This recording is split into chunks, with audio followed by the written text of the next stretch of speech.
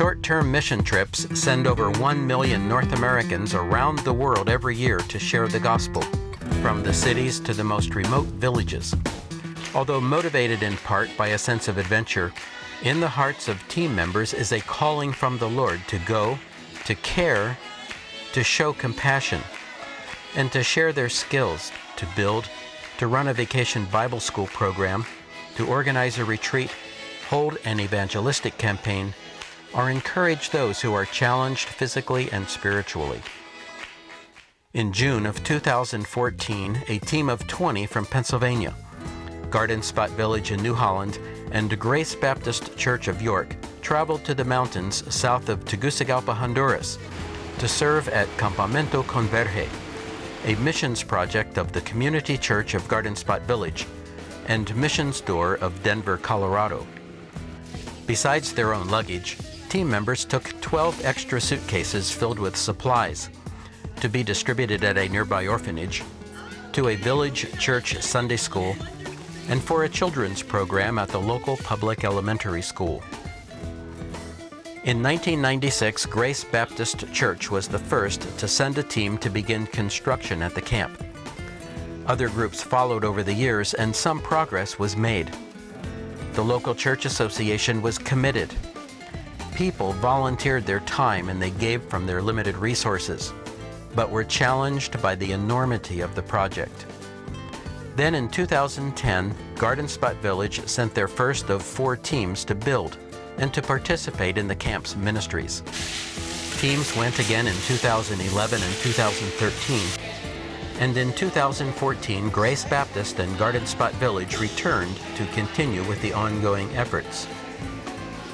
Construction focused on finishing the camp's second cabin, the electrical wiring, inside paneling, and windows.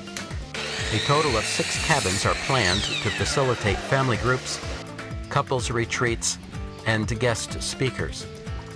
Along with the 2 existing dorms and the guest house, the camp will accommodate 175 overnight campers when finished. The biggest project was painting the walls of the Salon, the 10,000 square foot multi-purpose building, both inside and out, and the outer walls of the men's and women's dorms.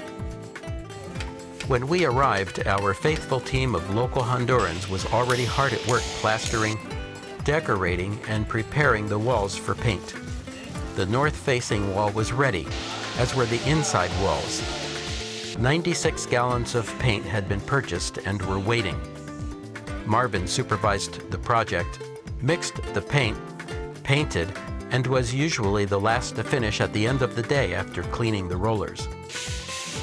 Mim, Amanda, Cindy, and John Holopeter started on the inside, sanding, priming, and painting, while Chip and Lori led the way outside, scaling the ladders to reach the heights. Mim, Amanda, and Cindy later joined them, and Jacob could be seen painting from the top down. Or was it bottoms up? Brianna, Jessica, Sammy, Christiana, and Michelle's guest Sela went to work on the women's dorm wall with some occasional help from the Saluzniak boys. Tim and Jenny Saluzniak and their 7 children are resident missionaries with international teams, serving with Michelle Kratz at the camp. Meanwhile, up the hill at the cabin, Leo and John were moving quickly with the work on the electrical installation, drilling through tough, hard Honduran pine to run the wires.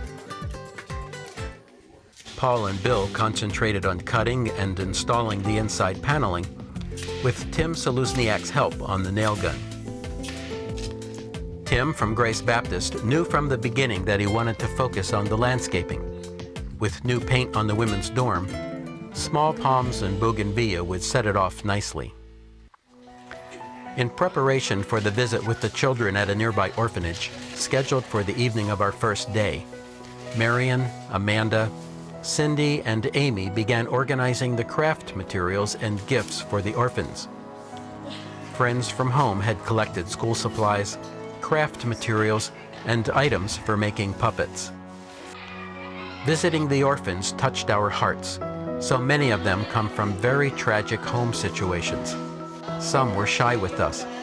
Some wanted to play, and some just wanted to be loved. Michelle Kratz has coordinated short-term teams and various local programs for the camp for nearly 10 years. She and the Saluzniak girls led the singing at the orphanage. Our teens carried out the puppet show. The children couldn't wait to dive into the craft projects, and most of our team helped them assemble and glue the puppets at the right spots. Prepase is the program for the rehabilitation of cerebral palsy. The weekend found us co-hosting an overnight retreat for them at the camp. Michelle designed the program, La Gran Carrera, or the Great Race, based on 1 Corinthians 9:24 and 25. The Apostle Paul wrote, "Run in such a way as to get the prize. We do it to get a crown that will last forever." Prepase, though a secular organization, welcomed the presentation of the gospel through the games, around the campfire, in the devotionals, and through skits. Blanca Dormes, who often works with Michelle, helped to host the group and shared through her gift of evangelism. The Prepase people and the North Americans divided into 4 teams for the competitions. The more able-bodied participants helped those who were more challenged. The games included a scavenger hunt all over the camp, and a kart race where everyone got a turn at being pushed to the goal by their teammates. Then there was the Coke relay, to see which team could finish off 2 liters of Coke the fastest through a straw. Much to our surprise, the group presented us with a set of Honduran folk dances. It was obvious they had spent many hours practicing and preparing their outfits for the event. At each of their meals, the North Americans served the campers, and when needed, they became their hands and feet. The next morning, it was back to the competition. The Great Race included a banana eating contest, putting together a puzzle, making a soccer goal, finding a hidden Bible and reading 1 Corinthians 9:24, and writing their names on a rock. The green team finished first, but everyone went home with a medal. Marian is the associate chaplain at Garden Spot Village. Sunday morning, she preached on the fatherhood of God at La Iglesia Bautista in La Hermania. The team enjoyed the time of worship. They were familiar with some of the music, even if many didn't understand all the words. It was an answer to prayer. John and Linda brought Sunday school supplies from their church back home to give to a local church. But which local church? During their first day helping with the children's program at the local public school, they met the pastor and his wife of a nearby small Baptist church. John and Linda saw that the church had very few resources and realized that God had led them there with a purpose, especially after the pastor and his wife invited them to dinner along with Marvin and Marion. The pastor showed them a nearly empty cupboard and told them how they had been praying, asking the Lord for materials to use in their Sunday school. The village public school welcomed our team's children's program over the next 3 afternoons. We had complete freedom to present Bible stories using puppets. Blanca followed with a presentation of the gospel, and the children prayed. They worked on the craft projects all 3 days. The team handed out goodie bags with donated items, and Violet Saluzniak shared her birthday piñata with the class on their last day. Each day of the project started with the devotions by different team members. They shared from the Bible and gave their personal testimonies. Michelle laid out each day's activities and work assignments before we headed to breakfast. The team ate the best Honduran food there is. Suyapa, wife of the pastor of the La Hermania Church, is the camp guests manager, accountant, and cook. She, her mother, and ladies from the church prepared our meals: tortillas, rice and beans, plátanos, yuca, salads, quesillo, a fresh farm cheese, chicken, beef soup, scrambled eggs, watermelon, pineapple, mangoes, and avocado were just some of what was served to us. Jenny and the girls cooked several delicious meals when Suyapa was away, and every day they baked muffins and cake and cookies for dessert. There was little chance of losing weight from all the hard work. It took a couple of nights to catch up on sleep, but it wasn't long before the group was either playing games at Saluzniak's or soccer in the round in the salon after dinner. After painting and painting and painting some more, the inside of the salon was all but finished. The north-facing and most visible outside wall was done, as was one outside wall of the bathroom where Lori worked into the dark to finish it. The landscaping was finished at the end of the women's dorm, and the teens finished priming and painting the wall before adding on the camp logo. The electrical work was finished inside the cabin and the lights tested.